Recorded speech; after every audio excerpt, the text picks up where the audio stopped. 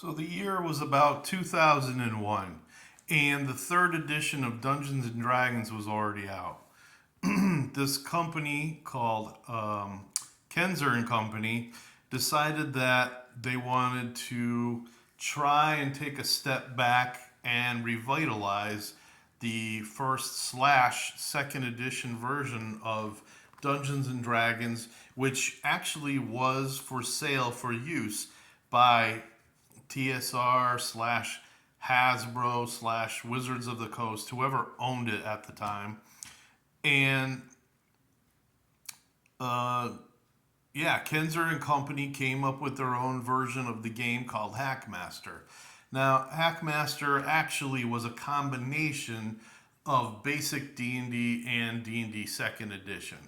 And they threw everything but the kitchen sink into that game, honestly making the game very complex, even a little overly complicated, with a lot of humor thrown into the books manufactured for it. So this was interesting, maybe not to me at first, but as the years went on, I looked into it and I bought a bunch of the monster books, which I'm going to cover with you tonight. I think I'm just going to do maybe one or two each night. So this is, I think I own every one except for one. I was on vacation one year and I found these in a bargain bin in an Orlando hobby store. Shout out to them if they're still in business. And they were on, I don't know, Route 192. So anyway, the books here promote their game, kind of how the second edition books promoted theirs. You know, you opened up, say, the player's handbook and would show you the different worlds that were available to play. This one here, it shows Little Keep on the Borderlands. And then right above it, you got Quest for the Unknown, which were, of course, copies of B2, Little Keep of the Borderlands, and B1. It was something else for the Unknown. I forget. You've got the Game Master's Guide above it, and you've got the Player's Handbook shown. Of course, they show them a little bit grislier than the original artwork, but fun just the same. This book states that this is for the Game Master's eyes only. And it says that based Hackmaster, the fourth edition.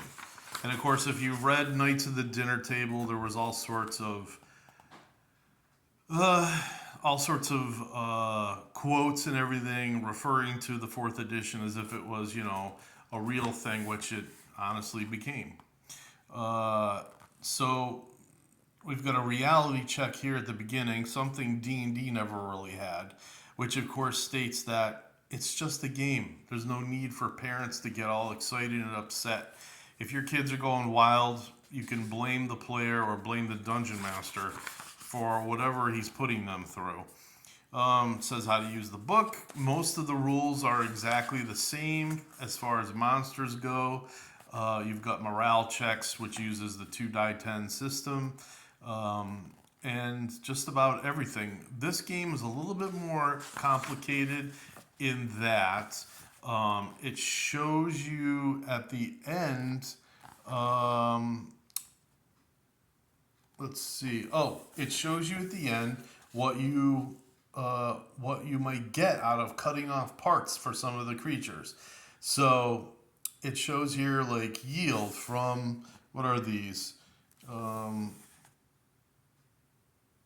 Arcalian workers. All they are is they're giant beetles of a type. And it says here if you bring back an herbalist can make an antitoxin from a warrior's poison that will give the imbiber immunity to the Arcarian bite for 1 to 6 days. And then you can take other pieces and make spell components if your game is that complicated, where you have your wizards in your game holding on to spell components. The webbing from a warrior or a watcher is perfect for a double-sized web. So this would be good for, the web spell. And then it tells you, of course, the treasure that should be given out. I do not use their system. I still go back to the basic monster manual for all that. So a lot of this you'll be reading it, and it is quite humorous. They've got nicknames for some of the monsters, but everything is the same with the exception of some of the hit points. And you want to be careful because if the party in your game is a little bit on the weak side, then they shouldn't be having those extra hit points. What I mean is usually the creatures in this game, I think it gives them like a starting thing of like it's either like 1 die 12 or 1 die 20 plus whatever hit dice they have. So they're a little bit tougher to kill. And that's not really fair for the players. It all depends on how jacked up the players are in your game. Did you give them, say, plenty of opportunity to get, an 18 or maybe even two 18s on their character sheets? Or are they just like lucky enough to barely get a couple of 15s to have basic, needs for their character class? So anyway, the illustrations are pretty good. I've used these before, and there's really no problem. A good DM will figure out how to use this. You've got all the information here on, say, their stat blocks. See, it says AKA Bone Snapper. It gives you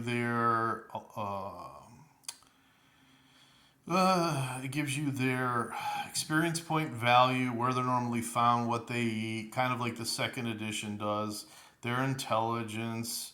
The only thing it doesn't really give you, well, it does give you their psionic ability type, but it doesn't really give you a lot of information. And that's sort of like a T-Rex. Geez, he's got 15 hit dice. There's all sorts of things here.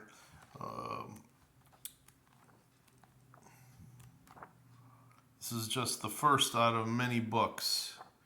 And you've got monsters that they've created just for their game. Plus, you've got all the monsters for regular Dungeons and Dragons. This, of course, has the Beholder in it being the first. And you've got, a bunch. You've got a big table here. All the processes for controlling and attacking and everything for this edition are exactly the same.